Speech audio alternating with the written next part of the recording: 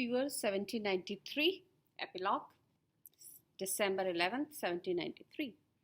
We are devoutly to acknowledge that kind Providence hath restored our city to its useful state of health and prosperity.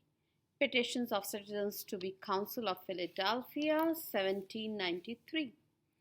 I opened one eye. A scratching noise in the corner of the room had woken me. The scrambling feet of a desperate mouse about to become breakfast for a lumpy orange cat.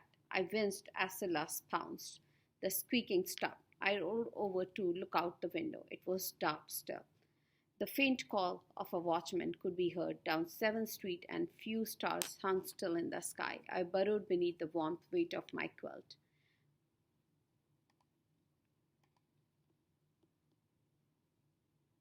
My toes curled at the thought of crossing the icy floorboards on a dark December morning. Nothing gained by delay, I thought. No one else is going to get the house stirring. I snatched my stocking off the stool next to my bed and pulled them on under the covers, taking care not to disturb Nell, who slept beside me. Thank goodness she had learned not to wet the bed before the weather turned cold. I tugged the quilt around her and stood up, quickly changing into my clean day shirt. I stepped into my woolen overskirts, laced my stays, and wrapped a heavy shawl over my bodies. Mother rolled over and snored quietly. She had coughed late into the night. It was good for her to sleep peacefully. I nursed Silas with my toe. The cat daintily picked up his breakfast and made for the stairs. I crossed the hall to the other bedchamber. Eliza stirred in her sleep, mumbling about ginger and nutmeg. Robert and William slept soundly, their arms wrapped around each other in their trundle bed, their chests rising and falling in unison. I crept down the stairs, careful to skip the squeaky ones. I dug out the embers from the ashes of the kitchen fireplace and laid tinder on them. The dry wood caught quickly, and the flames soon warmed my face and hands. I swung the kettle over the flames and looked into the fire while the water heated. Eliza would want to send the twins to fetch the day's newspapers. Mother would first, of course. She didn't think they were old enough to do anything beside raise a ruckus in the garden. The sooner we could afford a pony and cart, the better. That way Mother could run errands together with the boys, and Eliza and I could get some work done in peace.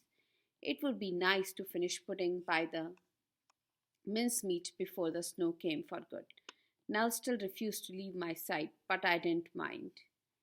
The water finally boiled. I made a coffee for myself, a mug for Eliza, and one for Mother. I cut a lump of sugar off the loaf and added it along with a healthy dollop of milk to my mug.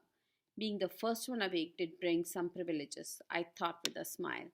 Overhead footsteps crossed the room. I hurried to set out the breakfast dishes before Eliza came downstairs. She didn't begrudge me for a few minutes of quiet, but the table setting came first. When the crockery was laid out, I carried my mug through the front door, past the polished tables and backgammon boards, past a beautiful new painting of a meadow full of flowers. I backed up to adjust the painting so it hung nice and straight.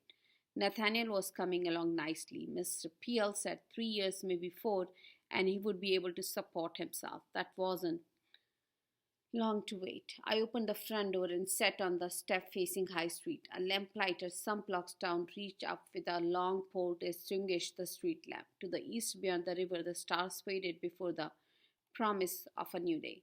These solitary minutes each morning were fast becoming a habit, a good habit, but one I would soon need a woolen cloak to enjoy. The sky brightened to a dull bronze glow as the last of the season's geese rushed southward, flying so low I could hear the beat of their wings against the morning air. I drained the mug reluctantly and scraped my finger along the bottom to get the last of the undissolved sugar. Looking down the peaceful street, it seemed no one could imagine the terror we had all endured. There were many tables with empty places or invalids who had once been as strong as horses, but the sun continued to rise. People filled the street each day. On Sunday, the church bell rang. Philadelphia had moved on. Early morning was the only time I felt as if there were ghosts nearby, memories of the weeks of fear. That's when I found myself listening for Polly's giggle or grandfather's voice.